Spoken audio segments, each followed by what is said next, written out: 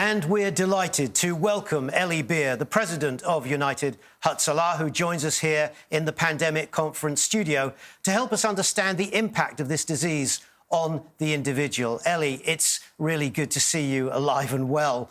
It's 2 months since you were discharged from hospital in Miami. What were the effects of COVID-19 on you, both physically and psychologically? So, first of all, I'm glad to be alive in your studio here in our crowd. The effects were mostly emotional. You know, the fight for my life was done by the incredible doctors and nurses in Miami. I had to go through physiotherapy to start walking again. People don't realize you lay down 1 month in a coma, you lose all your ability to walk afterwards. You have to learn how to walk, eat, use the bathroom. That was hard. But the emotional reaction was it was a very fast landing. I was unconscious. I was fighting for my life. I had a very small percentage of survival. And then one day I wake up a month later and I had to fight for understanding where I am, understanding why it happened to me, and go through so many emotional things that went through my head. During that month, I was in another world. I was actually seeing terrible dreams, and it was very hard. Those were amazing scenes at Gurion Airport in April. Did you realize that your case had touched the hearts of so many people? Look, I love every single volunteer all around the world of United Hatzalah. These are all volunteers. None get paid. The only way they get paid is what their satisfaction, what they do, their mitzvah, their good deeds. So they know I love them. And when I landed in Israel, I didn't expect it. I don't like the attention, but, you know, 1,000 volunteers were waiting with these ambucycles, with the trucks. I was pinching my tuchus to see if it's not my funeral. I actually thought it was my funeral. I may be looking above and looking down on my funeral. It was so scary because it looked like it was incredible. On the end of the day, I wish I could have given a hug to everyone, but they had to keep a distance. Let's go back to that evening in March in Miami when you first fell ill. What were the symptoms that made you realize that that tickle in your throat was more than just the flu? So the fever was the first symptoms I had. I was there for reasons of the organizations. I had events there. I had different speaking engagements. All of a sudden, I had fever, and I said, well, that's weird. And then I had a little tickle in my throat. I said, okay. I right away checked out of the hotel I was, and I moved into an apartment, locked the door, and I said, I'll wait till I get better. And then I started having a hard time breathing. I was breathing deeply, and I realized, you know what? My oxygen level is going down. I said, maybe, you know what? I'll wait one more day. And then I saw it's getting worse, so I just went to the hospital. Now, the doctors had to put you into a coma to intubate you, but not once, but twice. First for 18 days, then they woke you up. You took a turn for the worse. They put you back under into a coma for another 12 days and then brought you around again. What was that experience like?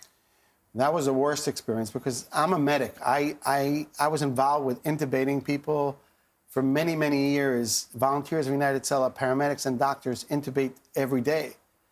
And I see the results. United Hatzalah only intubates if it's a really, really bad condition.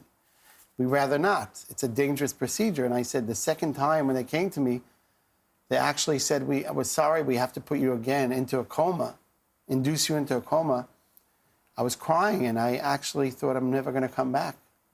And I had to say goodbye to my family, and I had to say again goodbye to all the volunteers and supporters of Hatzalah. And I thought, this is it. And a few days later, luckily, miraculously, thanks to prayers from all around the world, I was able to wake up.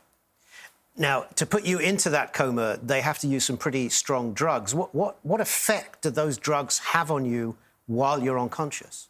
So that's really the big problem of people who are induced into coma. They use a lot of very strong drugs to put you into a total coma. You should not be able to move your hands and pull out that would be a normal reaction of someone to pull out a pipe. So that's what leads a person to go into hallucinations. And the dreams I had were very, very bad dreams. So when I woke up, I actually thought I lived through all these dreams. That was real. I was in a terrible disaster trying to save people that were drowning, and I was intubating, and people died all over me, and I thought it was real.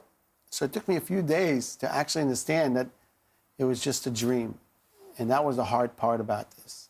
Now, you've dedicated your career at United Hatzalah to saving other people's lives, but this time it was your life that needed saving. Are there any lessons that this experience has taught you?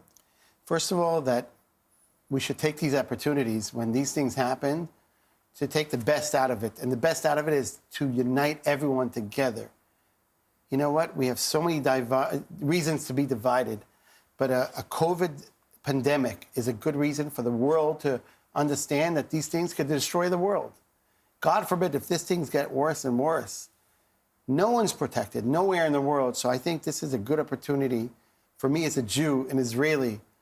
I wish we find a solution for the COVID problem and we give it to our neighbors all around us.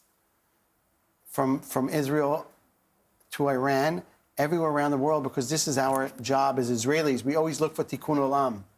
And I think this is an opportunity to say, you know what? We should unite when it comes to fighting diseases like this, disasters. And forget about our arguments that we have about land and about other things. There is much more important things that we have to talk about, our own lives. Tikkun Olam, fixing the world. Eli Bear, President of United Hatzalah, thank you for joining us and all the best for your complete recovery. Great to be here again. Hope to be here again next time.